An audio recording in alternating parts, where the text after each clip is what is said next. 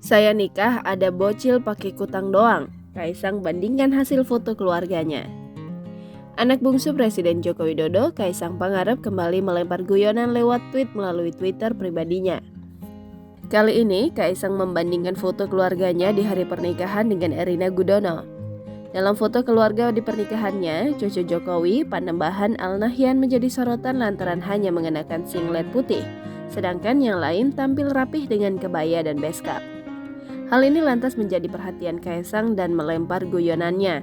Pada tweet tersebut, Kaisang menyebut jika foto pernikahan Gibran dan Kahiyang hasilnya bagus.